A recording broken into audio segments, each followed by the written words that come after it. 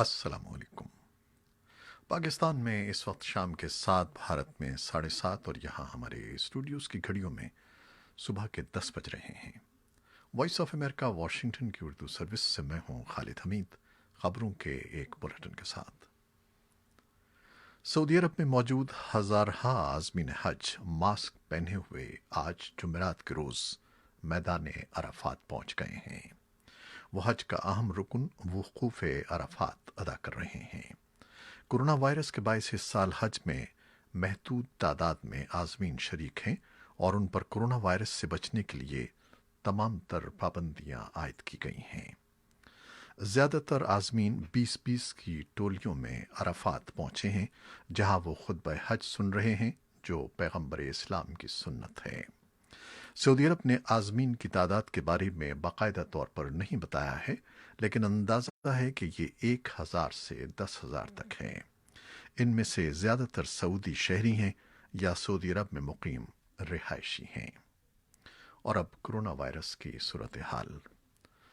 بھارت میں پہلی مرتبہ 50,000 سے زائد کیسز رپورٹ ہوئے ہیں۔ امریکہ میں کرونا وائرس سے ہلاک ہونے والے مریضوں کی تعداد 1.5 لاکھ سے تجاوز کر گئی ہے۔ امریکہ میں گزشتہ 24 گھنٹوں میں 1461 مریض چل بسے ہیں۔ 27 مئی کے بعد ہلاکتوں کی یہ سب سے زیادہ تعداد ہے۔ کرونا وائرس سے دنیا کا دوسرا سب سے زیادہ متاثرہ ملک برازیل ہے، جہاں ہلاکتوں کی تعداد 90,000 سے زیادہ ہو گئی ہے۔ برازیل نے کیسز اور ہلاکتوں میں اضافے کے باوجود غیر ملکی افراد پر سفری پابندیوں پر عائد پابندی ختم کر دی ہے۔ پاکستان میں گزشتہ 24 گھنٹوں میں 32 مریض چل بسے ہیں، جبکہ 1114 نئے کیسز رپورٹ ہوئے ہیں۔ افغانستان کی وزارت صحت نے گزشتہ 24 گھنٹوں میں کووڈ 19 کے 65 نئے کیسز کی خبر دی ہے۔ ملک میں کورونا وائرس سے متاثرہ مریضوں کی کل تعداد 36,538 ہو گئی ہے۔ وزارت صحت نے وائرس کی وجہ سے ہونے والی اموات کی تعداد 1,281 بتائی ہے، جبکہ 25,544 افراد صحت یاب ہوئے ہیں۔ آسٹریلیا کی ریاست وکٹوریا میں 723 نئے کیسز سامنے آنے کے بعد فیس ماسک پہننا لازمی قرار دے دیا گیا ہے۔ اور اب دوسری خبریں۔ افغانستان میں قیام امن کے لیے امریکہ کے اعلیٰ ترین مصالحت کار زلمے خلیل زاد نے بدھ کی شام افغانستان کے رہنماؤں سے ملاقات کی ہے، جس کے بعد قومی افہام و تفہیم کی اعلیٰ کونسل کا کہنا ہے کہ افغان حکومت اور طالبان ان تمام قیدیوں کو رہا کر دیں گے جن کے بارے میں امریکہ اور طالبان کے درمیان 29 فروری کو دوحہ میں ہونے والے سمجھوتے میں اتفاق کیا گیا تھا۔ کونسل کے ترجمان فریدون خاخون نے وائس آف امریکہ کو بتایا کہ افغان حکومت کی قید میں طالبان کے 5,000 اور طالبان کی قید میں افغان سیکیورٹی فورسز کے 1,000 اہلکاروں کی رہائی چند روز میں مکمل کر لی جائے گی۔ افغانستان کے صدارتی محل کا کہنا ہے کہ زلمے خلیل زاد نے بدھ کی شام افغان صدر اشرف غنی، قومی افہام و تفہیم کی اعلیٰ کونسل کے سربراہ عبداللہ، سابق افغان صدر حامد کرزئی اور دیگر اعلیٰ حکام کے ساتھ مشترکہ ملاقات کی ہے، جس میں عید الاضحیٰ کے موقع پر اعلان کردہ جنگ بندی میں مزید توسیع کے امکانات پر بھی غور کیا گیا۔ پاکستان نے دونوں فریقین کی طرف سے اعلان کردہ 3 روزہ عارضی جنگ بندی کا خیر مقدم کیا ہے۔ پاکستان نے ایک بیان میں کہا ہے کہ یہ پرامن اور مستحکم افغانستان کا مقصد حاصل کرنے کے سلسلے میں ایک اہم پیش رفت ہے، اور امید ہے کہ دونوں فریقین کی طرف سے امریکہ اور طالبان کے درمیان طے ہونے والے معاہدے پر عمل درآمد کو یقینی بنایا جائے گا، جس سے بین الافغان مذاکرات کی راہ ہموار ہوگی۔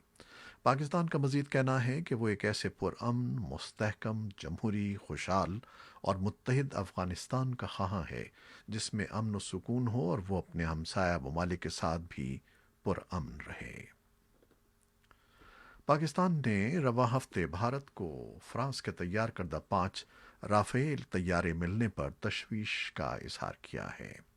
اس خدشے کا اظہار کیا گیا ہے کہ بھارت کی طرف سے ایسے طیارے حاصل کرنے سے خطے میں اسلحے کی دوڑ شروع ہو سکتی ہے، جس کے بارے میں پاکستان کی دفتر خارجہ کے ترجمان عائشہ فاروقی کے بقول بعض دفاعی ماہرین یہ خیال کرتے ہیں کہ ان طیاروں میں جوہری ہتھیار لے جانے والا نظام نصب کیا جا سکتا ہے۔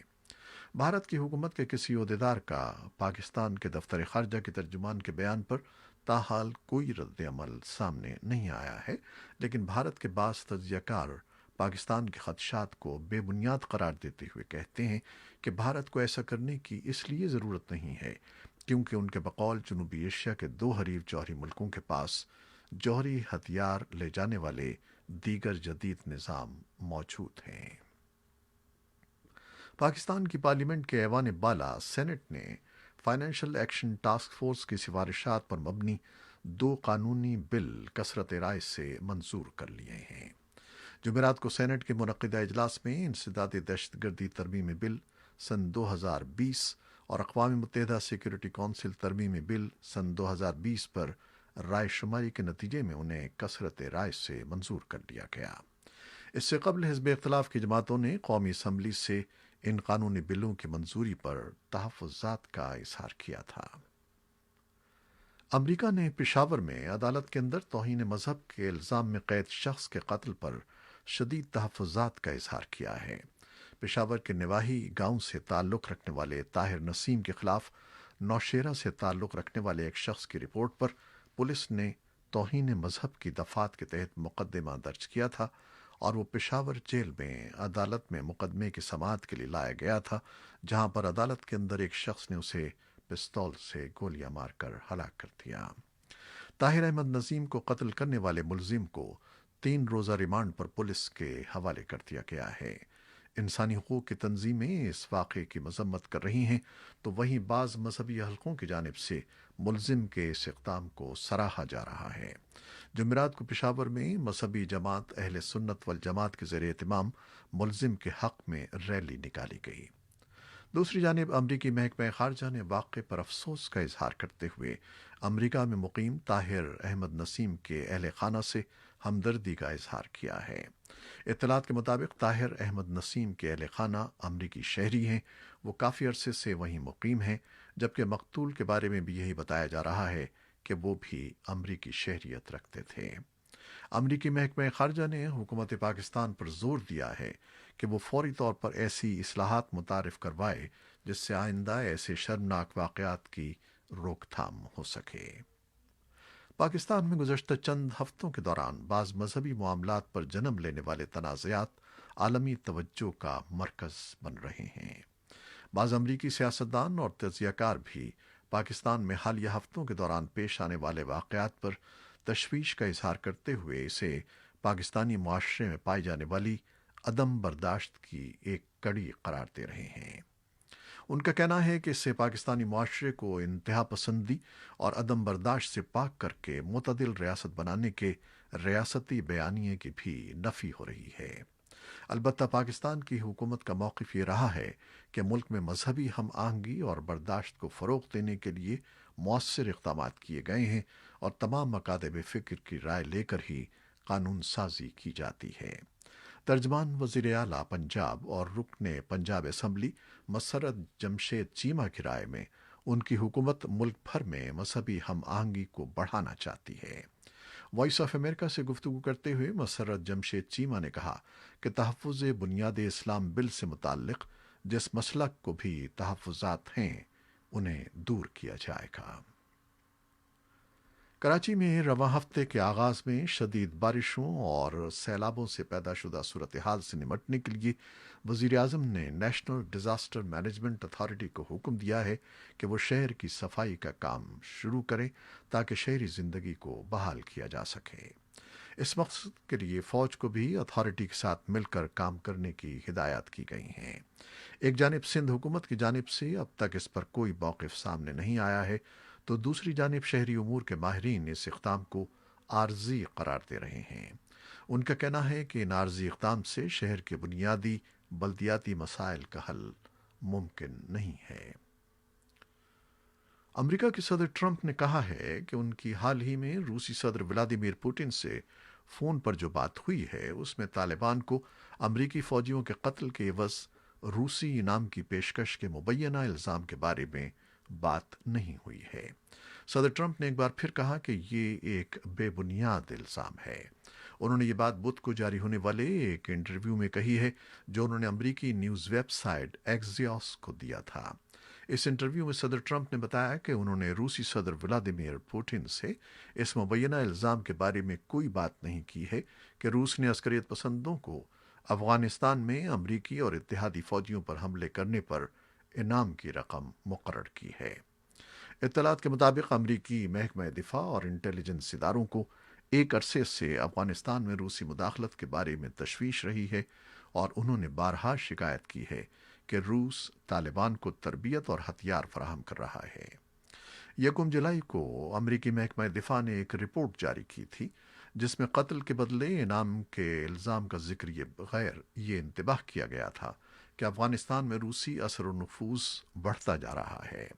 صدر ٹرمپ نے انٹرویو میں یہ دعویٰ کیا کہ افغانستان کے معاملات میں بہت زیادہ ملوث ہونے کی روس کبھی کوشش نہیں کرے گا۔ امریکی محکمہ ہوم لینڈ سیکیورٹی نے اعلان کیا ہے کہ وہ بچپن میں امریکہ آنے والے غیر قانونی تارکین وطن کی ملک بدری روکنے کے پروگرام کے تحت نئی درخواستیں وصول نہیں کرے گا۔ ڈاکا نامی اس پروگرام کے تحت ایسے غیر قانونی تارکین وطن کو تحفظ فراہم کیا گیا ہے جو بچپن میں امریکہ لائے گئے تھے۔ ہوم لینڈ سیکیورٹی کے قائم مقام وزیر چیڈ وولف نے ایک سرکاری مراسلے میں لکھا ہے کہ وہ بچپن میں امریکہ لائے گئے افراد کے بارے میں زیر التوا ڈیکا پروگرام پر نظر ثانی شروع کروا رہے ہیں اور اس کے ساتھ اس دوران نئی درخواستوں کو قبول نہیں کیا جائے گا۔ ان کی ایجنسی اس پروگرام میں شامل موجود افراد کو اس بات کی اجازت دے گی کہ وہ اپنے قیام اور ورک پرمٹ کی مدت میں 1 سال کی تجدید کروا سکتے ہیں۔ پہلے یہ توسیع 2 سال کے لیے ہوا کرتی تھی۔ تیسری پابندی یہ لگائی گئی ہے کہ موجودہ شرکاء کو سفر اور امریکہ دوبارہ آنے کی اجازت نہیں ہوگی، صرف خاص حالات میں اس کی اجازت دی جائے گی۔ صدر ٹرمپ کی جانب سے ڈیکا پروگرام کو ختم کرنے کی کوشش کی گئی تھی، مگر پچھلے ماہ سپریم کورٹ نے ایک حکم کے ذریعے اسے یہ کہہ کر روک دیا تھا کہ ٹرمپ انتظامیہ نے مناسب طے شدہ ضابطوں کی پیروی نہیں کی ہے۔ یہ پروگرام سن 2012 میں سابق صدر اوباما نے نافذ کیا تھا۔